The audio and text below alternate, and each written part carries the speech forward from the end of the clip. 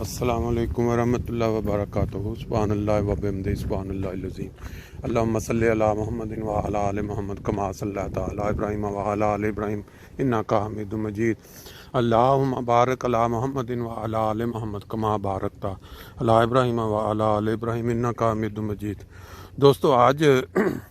جمعرات کا دن ہے، بڑا ہی خوبصورت، ہلکے ہلکے بادل ہیں لیکن بارش نہیں ہو رہی فرینکفرٹ جرمنی میں۔ یہ درود شریف جو ہم مسلمان پیدائش کے بعد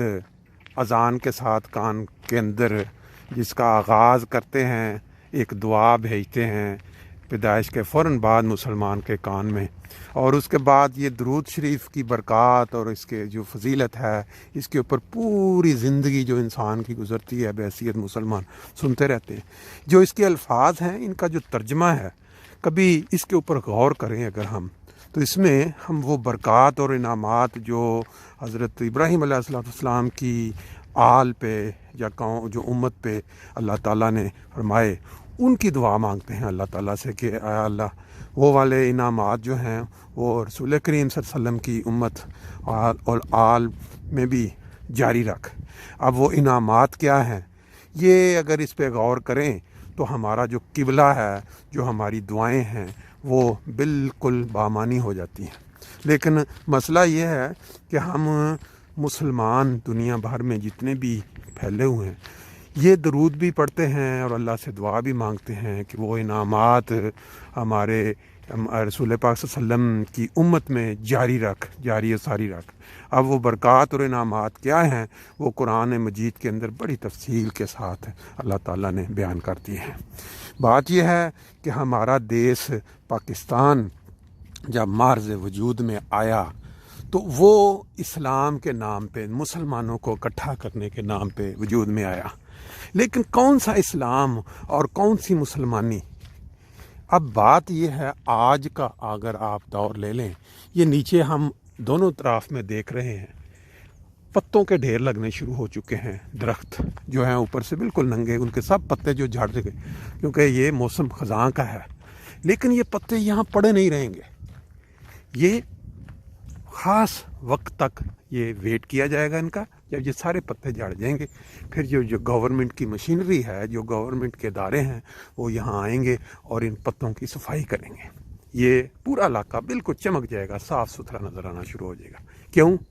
کہ ان قوموں کے اندر ایمانداری ہے، ان قوموں کے اندر جو ان کے ذمہ کام ہے انہوں نے اس کو ایمانداری سے کرنا ہے۔ صرف یہ نہیں ہونا کہ ٹھیکہ لے لیا، پیسے جیبوں میں ڈال لیے اور عوام کے جو ٹیکس سے جو پیسہ یا اللہ تعالیٰ کی دی ہوئی نعمتوں میں سے جو پیسہ ملا ان سے اپنی جیبیں بھر لیں، اور یہ گند وہیں کا وہیں پڑا رہنے دیا جائے گا۔ پاکستان جب معرض وجود میں آیا تو اسلام کے نام پہ کہ مسلمان جو ہیں وہ ایسی جگہ پہ، ایک ایسے ملک میں اکٹھے ہو جائیں جہاں پہ ہر بندہ جو بھی اس کی ڈائریکشن ہوگی، وہ جو دعا اللہ تعالیٰ کے آگے جھکے گا، عبادت کرے گا، وہ اس کو کسی قسم کا جو ہے دوسری طرف سے، گورنمنٹ کی طرف سے، کسی اداروں کی طرف سے کوئی پریشر نہیں ہوگا، کوئی اس کو یہ نہیں کہا جائے گا کہ تم نے یہ والا جو اسلام ہے، تم نے یہ جو ڈائریکشن ہے یہ اختیار کرنی ہے، اور یہ جو حکومت کے اندر جو زیادہ اکثریت والے ادارے ہیں ان کی جو مخالفت میں یا ان کے جو اپوز جاتا ہے وہ والا اگر کیا تو آپ کے اوپر فلاں فلاں قانون لاگو ہو جائے گا۔ قائد اعظم کی وہ تقریر سن لیں جس کے اندر انہوں نے پہلی دفعہ جب بننے کے بعد تقریر کی تو انہوں نے کہا، وہ بالکل وہ والا جس طرح خطاب تھا رسول پاک صلی اللہ علیہ وسلم نے جب اپنا آخری وہ جو خطبہ دیا، جس میں انہوں نے یہ فرمایا کہ کالے کو سفید پہ یا کسی ایک دوسری ایک قوم کے فرد کو دوسرے قوم یا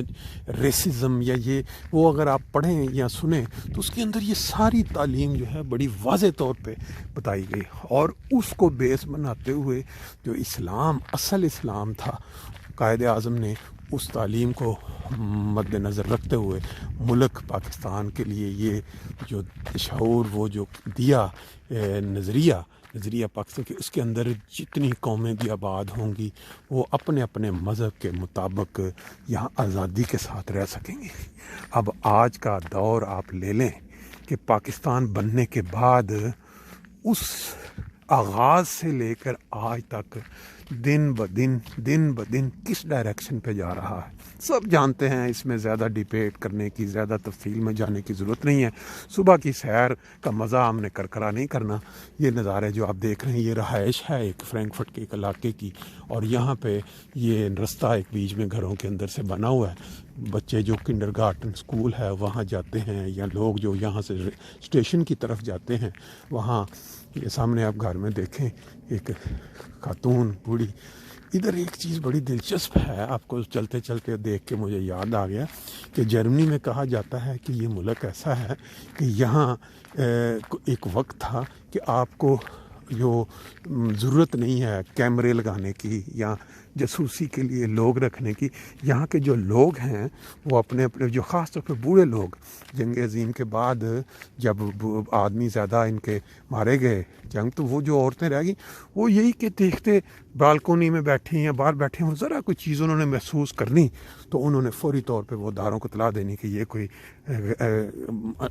انجان آدمی اس علاقے میں گھوم رہا ہے یا کوئی اس طرح، تو وہ آٹومیٹیکلی یہ قانون کی رکھوالی بن جاتی ہے. بہرحال یہ جسمانی بات ہو رہی تھی پاکستان کی. پاکستان کے اندر کل اسمبلی میں انہوں نے ایک منظور کروا لی ترمیم کہ آئندہ سے جو انتخابات ہیں اس کے لیے وہ مشینی جو مشین کے ذریعے الیکٹرانک انتخاب کا حق مل گیا. غیر ملکی جو دنیا میں بیٹھے ہوئے ہیں پاکستانی جو دوسری دنیا ممالک میں، وہ ان کے لیے بھی بہت بڑا رائٹ مل گیا کہ وہ انتخاب میں حصہ لے سکیں گے. بات یہ ہے جب تک آپ کا قبلہ درست نہیں ہوتا آپ جتنے مرضی یہ الیکٹرانک ووٹ بنوا لیں یہ کر لیں، کیونکہ دل کے اندر جو کھوٹ ہوتی ہے نا، جس کو کہتے ہیں، ایک آپ نے حدیث سنی ہوئی ہے انما الامال بالنیات، کہ نیتوں امال کا دارمدار نیتوں پہ ہوتا ہے. ایک بندہ جو حکومت میں بیٹھا سربراہ بظاہر لوگوں کا یہ ہے کہ بھئی اس کو کس نے بٹھایا ہے کس مقاصد کے لیے، یہ ایک علیحدہ معاملہ ہے. ایک بندے کے چاہنے سے یا کروانے سے خواہش سے اگر ایک کام ہوا ہے تو اس کا مطلب یہ نہیں ہے کہ باقی تالاب میں جتنی گندی مچھلیاں بیٹھی ہیں اس کی وجہ سے وہ تالاب صاف ستھرا ہو جائے گا. اب یہ الیکٹرانک ووٹ جو کروانے سے کیا پاکستان کے اندر وہ لوگ جن کے اپنے فوائد جڑے ہوئے ہیں حکومت میں بیٹھنے سے یا اداروں مختلف، اتنے اللہ تعالیٰ نے مختلف عنایات پاکستان پہ، کیونکہ وہ چاہتے ہیں کہ ہمیں اس کے اوپر کوئی سیٹ سونپ دی جائے، اس کے اوپر ہمیں ایک کنٹرول دے دیا جائے تاکہ ہم اپنی جو کمیشن کے ذریعے پیسہ بنتا ہے وہ دوسرے ممالک میں. کوئی بڑا جرنیل پرانا نکال کے دیکھ لیں، کوئی بڑا بیوروکریٹ دیکھ لیں، کسی ادارے کا سربراہ دیکھ لیں، اس کا جب ریٹائرمنٹ ہو جاتی ہے تو بعد میں جب اس کے پول کھلتے ہیں کروڑوں اربوں روپیہ ان کا دوسرے ممالک میں اکاؤنٹس میں نکلتا ہے. حالانکہ وہ گورنمنٹ کی خدمت کے لیے، عوام کی خدمت کے لیے آئے ہوتے ہیں گورنمنٹ میں، اور جب وہ ریٹائر ہوتے ہیں پتہ چلتا جی فلاں ملک میں اتنے ارب روپیہ، فلاں ملک میں اتنے ارب روپیہ، اور ان کا عہدہ یا ان کا جو شعبہ دیکھا جائے تو تنخواہ جو ہے وہ میرا خیال ہے کوئی 1,00,000 2,00,000 بھی نہیں مہینے کی ہوگی. بہرحال یہ بدقسمتی ہمارے ملک کی. ہم نے ہماری چھوٹی سی ایک سیر یا واک مکمل کر لی ہے، اور ساتھ یہ خبر بھی دی، سب کے علم میں آ چکا ہے کہ یہ کل ترمیم پاس ہوئی. لیکن جب تک ہمارے ملک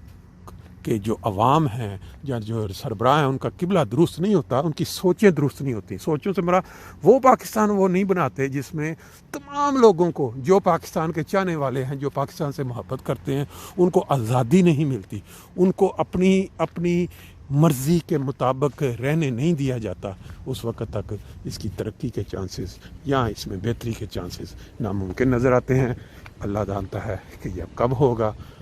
انشاءاللہ باقی پھر